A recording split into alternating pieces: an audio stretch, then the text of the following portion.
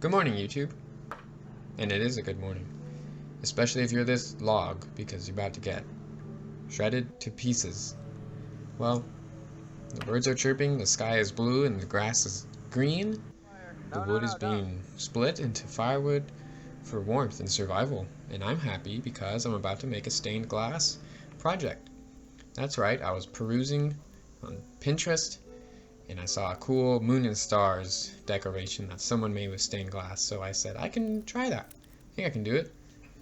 Went ahead and printed off a template. Well, I made the template, and then I printed it, and then I cut out all the pieces. I sliced them up. I labeled them real good so I didn't forget which is which and which is which. And then at first I was just kind of placing them on the glass to trace around, but they wobble and wiggle, so eventually, you'll see later on, I used glue. That's a nice trick. Just use glue. They'll stick to the glass and you can trace around them. There's other methods of transferring the shape to the glass, which I am exploring and learning about, but this is the process that I did for this project. My technique for cutting definitely improved since last project. It's still not great, but it was more accurate. I was more confident with the pliers, more confident with the curves. I think these pieces turned out pretty nice. Here's the glue stick and the blue glass. Now I had a little bit of trouble with this blue glass. I think it was a bit thicker and it was also wavy, kind of like textured. And so I found that I didn't press hard enough with my scoring tool sometimes. And you'll see later on there's a lot of shards that end up coming off these pieces of glass because I guess I'm just not scoring deep enough. But this took up the majority of my time doing this project. Oops! Tornado warning in this area until 9:45. Shoot. Yeah, there was a lot of hail and like rain and stuff, and apparently there was a tornado that passed by. That's a Texas thing that happens sometimes, but I pressed on, no problem. I was really enjoying creating my own little puzzle and solving it with a glass.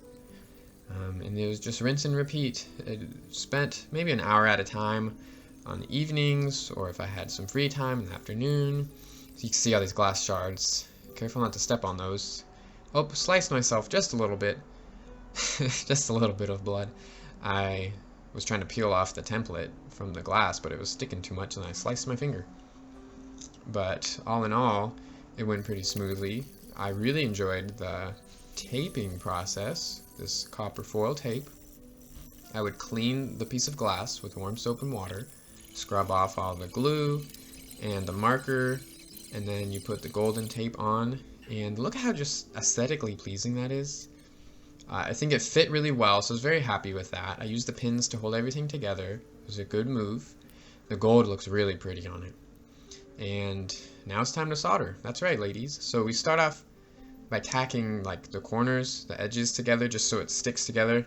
And here I am, not even listening to what I'm saying. I'm not actually tacking. I'm trying to solder, but I didn't put on the flux. This is why you tack first, and then you go through with the solder, or with the flux, I mean.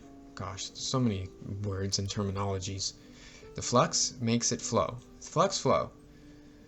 And so you flux it first with the chemical, and then you solder it. And that just makes it flow better. And it turns out a lot smoother and less clumpy. And man, what an improvement since last project.